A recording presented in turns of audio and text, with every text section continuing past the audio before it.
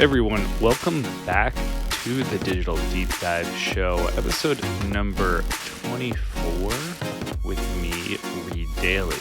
If you are new to the show, you are in for a treat. The Digital Deep Dive Show is all about showcasing incredible technology and the exceptional people building it, using it, and the impact it has on the middle market. Before I jump into the show, I want to remind you it is available on Apple Podcast, Spotify, YouTube, and you can read the show over on LinkedIn via the Digital Deep Dive Show newsletter. If you're a social person, don't forget to check us out over on Instagram and X. That is the Digital 3D Show. And I have to close out sort of our intro by reminding you that all ideas, thoughts, comments are my own and shared only by me. With that said, let's jump into the show. So let's kick it off with talking about some global headlines and news. So the first one is it's time for Turbo. And it seems that OpenAI GPT 4.5 Turbo was accidentally leaked. Search engines like Bing and DuckDuckGo have indexed the product page. The link still leads to an error page, but the model is said to have a context window of 256K tokens, twice as much as GPT-4 Turbo, and will be up to date until June 24th, June 2024. Sorry. And it's also said to be OpenAI's fastest, most accurate, and most scalable model to date. There have been rumors about this for a while, since I guess back to December. And the teaser text does not provide any additional information about video or 3D capabilities, but one would assume that they will continue to make advancements in their model. I gotta say, I'm excited about this, and also just a little fatigued. It's almost, between Google doing Bard, then Gemini, and then GPT doing all these releases. It sort of feels like when Android was rolling out all of their different updates so fast, and I just couldn't keep up. It's just like, okay, just point me to where you want my credit card and which one is the latest and greatest version, and let's rock. That being said, I am not building on top of these LLMs yet, but it would be interesting to see kind of the key difference between the 4.0 and the 4.5, and what are the capabilities, speed, depth. Obviously, they're going to have a greater sense of data. But anyone who's building on top of GPT or OpenAI's GPT and building their own sort of like apps or services for themselves, hit me up in the DM. I'm very interested to hear what you're doing, what you're building. I'd love to get you on the show to kind of talk about that. All right, so let's move over to kind of the topic that really is top of mind to me and many of my customers, my people that I'm talking to in the world around LLMs, and that's the fact that most organizations aren't ready for AI. Companies are like, I'm really excited about AI and what it's going to bring for my company. In reality, it's mostly some, basic edits to Word documents, emails, but it's not really, doing what it could be doing for your organization, which is assessing large amounts of information, making inferences, recommendations, correlating kind of ideas. And, the one thing that I think you're going to see over the next 5 years is just this land grab is too much. That's not the right term, but I think you're going to see a lot of organizations realizing that they need to go back and scrub and clean up their data. And I almost compare it to, 6-8 years ago when organizations were like, I need to be in the cloud. I need to be operating more effectively in the cloud. And it's like, okay, but, in order to be operating more effectively, you have to get in the cloud. You have to get off these on-prem legacy ERP systems, these on-prem legacy CRM, email. And once you get into the cloud, sure, all those things are a little easier to do. Obviously, you can do it while you're on-prem, but it just makes it that much more complex, expensive, cumbersome. But one of the big kind of things with talking about organizations who are thinking about moving into leveraging data and AI are kind of like the four things that I found this article. It was co-authored by Wall Street Journal and Deloitte, so probably largely Deloitte.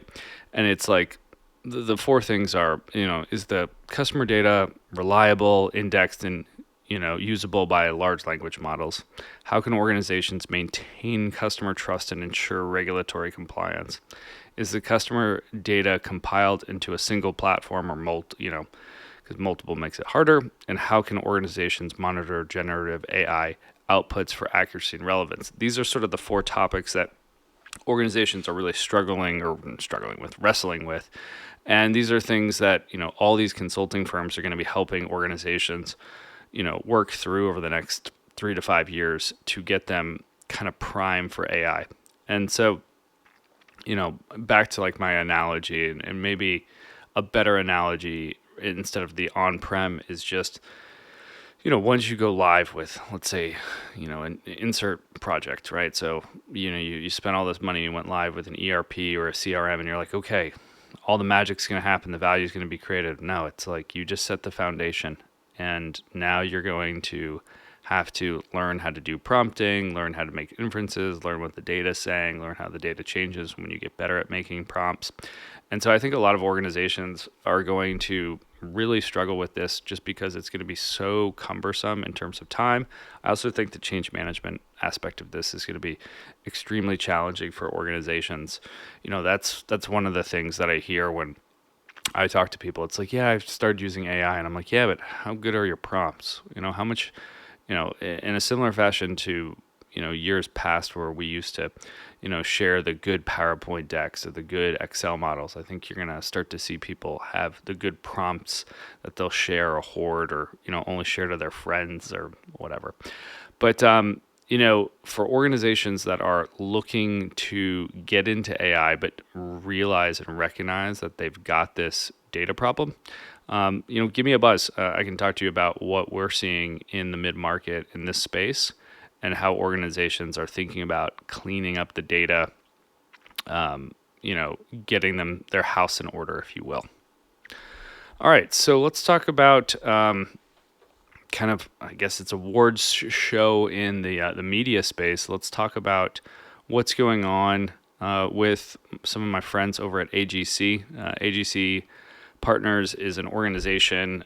They are an investment bank headquartered out of Boston. I've had the opportunity to kind of collaborate with them, and just wanted to kind of make that full disclosure there.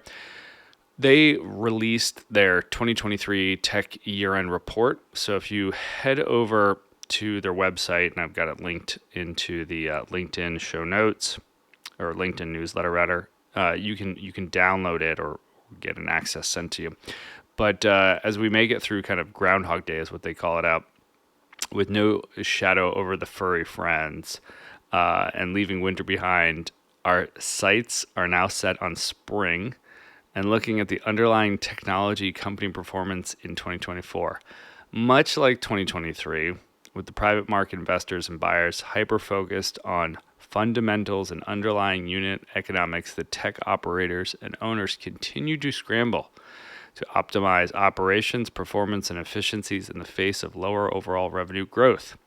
In some cases, with strong profitability, and in other cases with negative EBITDA in favor of efficient growth. With that as the backdrop for software companies operating performances, we have fewer companies with steady or accelerated growth that have the right profile to bring to market. At the same time, the bid-ask spread on evaluation continues to tighten with the long dry spell in liquidity and huge kegs of dry powder we are predicting that the springtime comes, there will be a thawing of the frozen M&A markets and the beginning of an M&A deal renaissance that will involve PEs, VCs, strategies, as well as highly active participants. Now, that's a sort of overview to get the downloaded gated asset, and I want to caveat some of this stuff. So they're obviously an investment bank. They're in the business of helping people with liquidity events, buying and selling, companies. And so obviously they want a frothy market because it's good for their business as an investment banker. I will say the big thing for me is just how much dry powder is sitting, out there where, LPs are looking for paybacks. VCs and PEs want to deploy capital so they can get their management fees and continue to, raise funds. And so I do agree that, organizations just need to transact and need deals to happen. So I do think that the back half of this back half of this year will be a little more frothy. I think you heard, Chairman Powell talk about a likely pullback in June, which would, likely have an implication on the markets. Obviously, I'm not, an investor or a licensed broker, so more just kind of commenting from a market perspective. But it will be interesting to see kind of how the markets unfold in 2024 in the back half. But go ahead over to AGC Partners and have a read through their full report. In terms of going back to LLMs, I suppose I should have put this story with the first two, but this was the big thing this week coming out of Elon's camp with XAI is the fact that they're going to open source Gronk, and largely this was the vision supposedly with OpenAI, and that's what Elon had originally signed up for, and he is basically trying to make a competitor to OpenAI with Gronk, his LLM model that uses data from his own social media platform, X, formerly known as Twitter.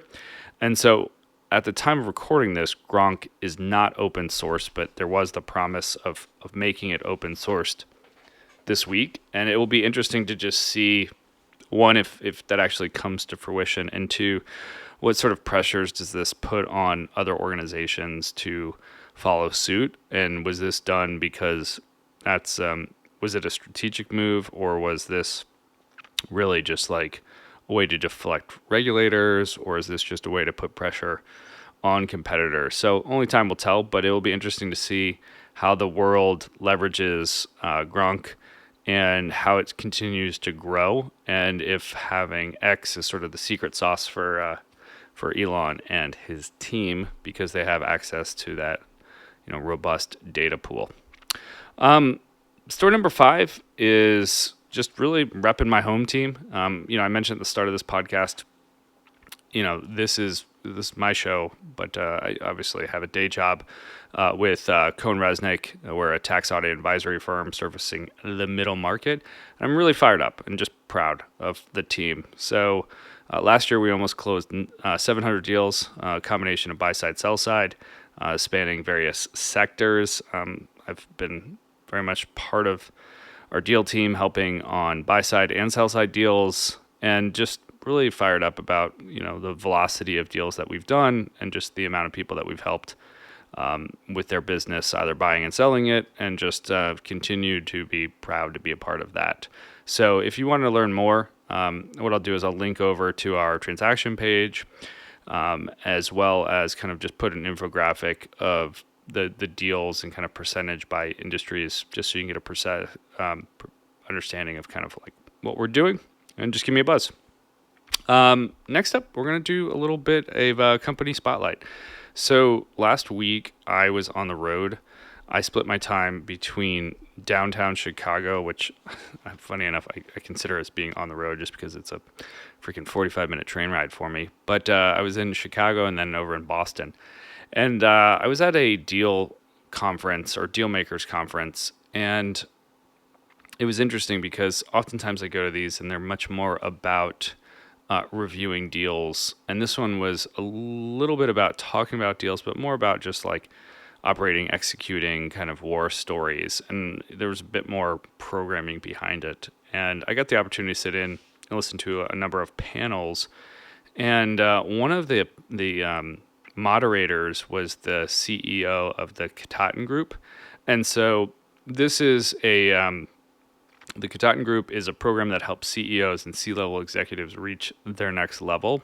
And they offer a fully integrated suite of time-proven programs designed to help CEOs and C-level executives excel in leadership and grow their business. Their programs are process-driven, focused, and highly effective. So I've been exposed to similar organizations, and I'm purposely going to remain nameless on some of those kind of benchmarks or comparisons. But the one thing that just meeting with the Kataten team and kind of talking about like how they approach it, I found it a little more prep and accountability than what I've seen with other organizations. And so they've got 4 products. I'm just going to talk about the one that I found the most interesting, and that's their CEO Collective, which is their peer group. And essentially you do, kind of like a jam session diagnostic, my words, not theirs, ahead of time with a member of the Kataten Group. They kind of do some prep in terms of like almost like a case study about, what is one of your challenges? What are the decisions you're sort of wrestling with? And then you get together with 6 to 8 kind of peers and then someone from the Kataten Group to sort of facilitate it.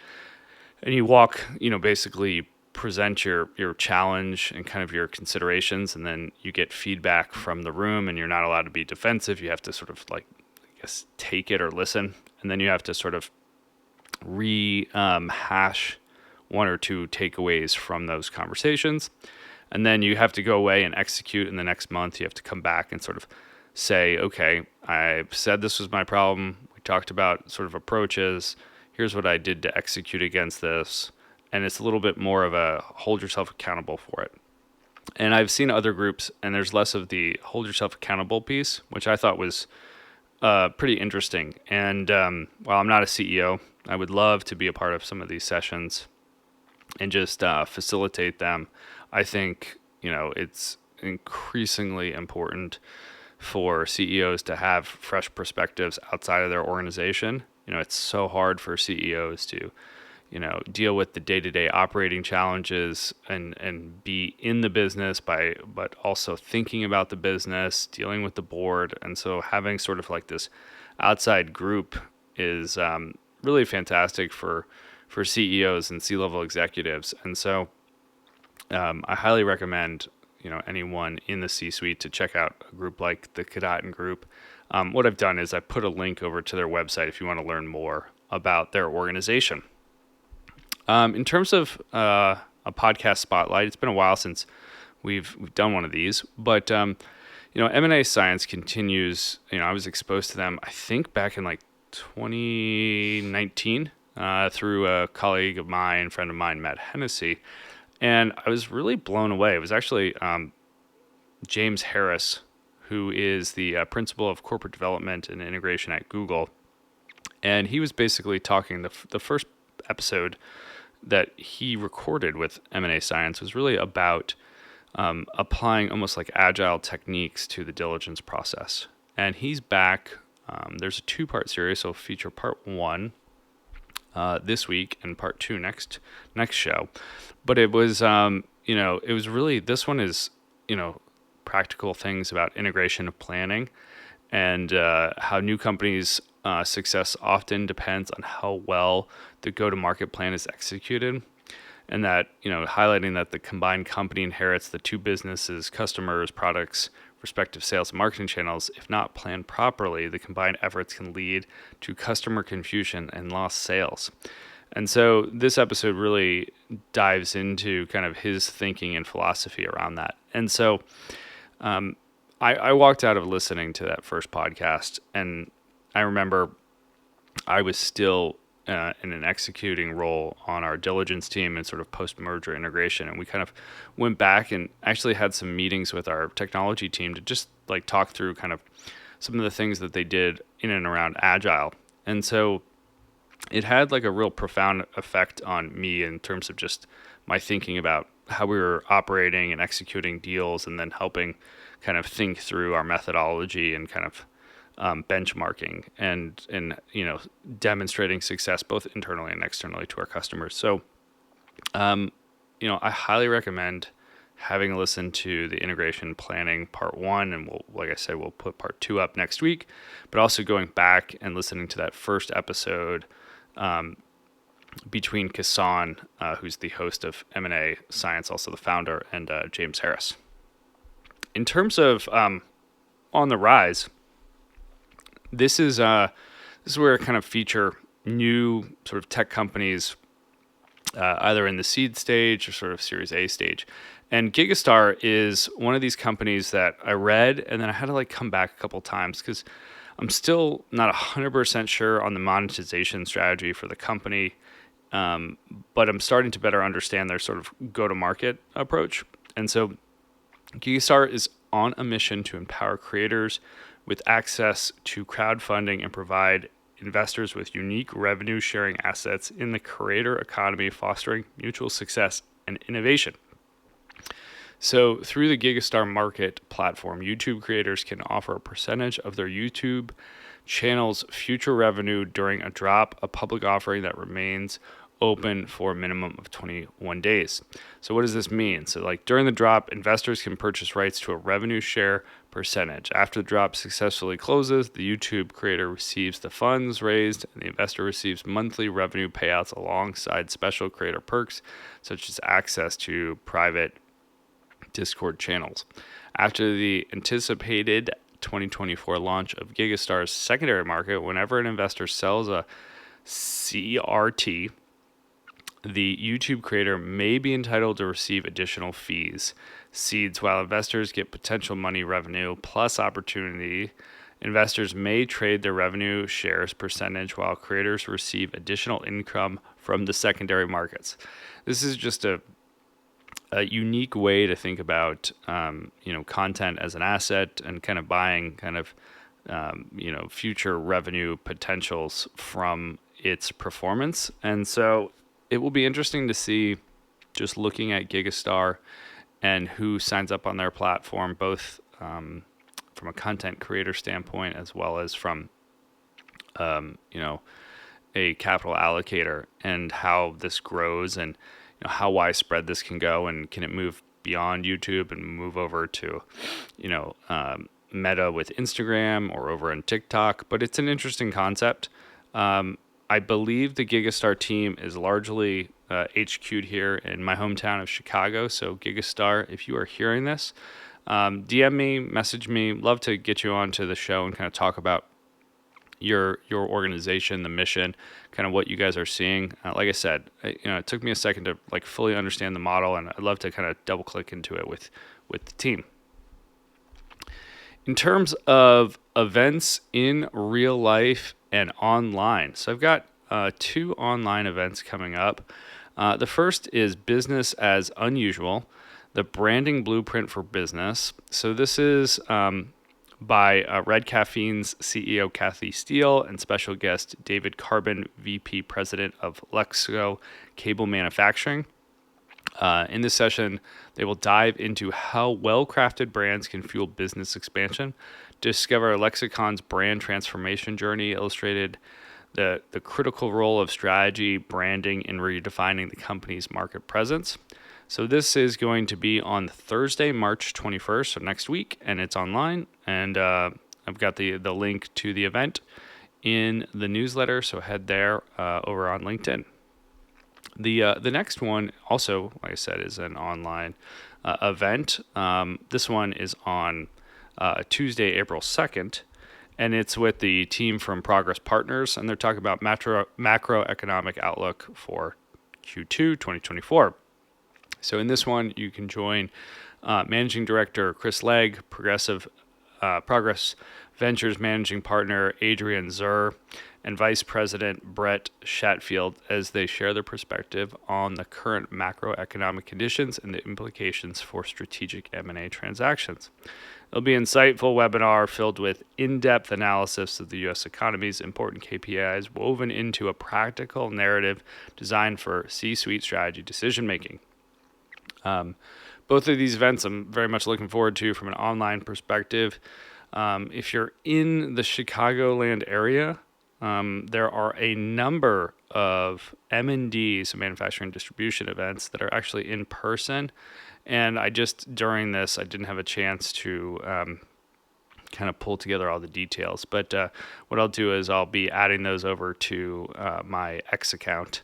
If you want to follow me, that's @ReadDaily, and I'll be just posting kind of the events that I'll be attending.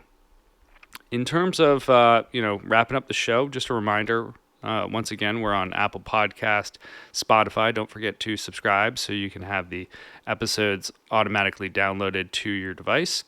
The newsletter from LinkedIn is just a fantastic source of knowledge, and it just makes it super easy. So when I post, you get an update. If you're social, check out the show on X and Instagram. That's Digital 3D Show. And you can find me on pretty much every platform @ReadDaily. That's ReedDaily, thanks to the unique spelling of my name. I'm pretty active over on Instagram, getting more active over on X, very active on LinkedIn. And, if you're in the Chicago area, look me up. I should be on the road a little bit more in April, heading to New York City and San Francisco for sure, with maybe a trip out to Boston. So if you're going to be in one of those three cities, let me know, and let's find time to get a cup of coffee and connect. And thanks for tuning in.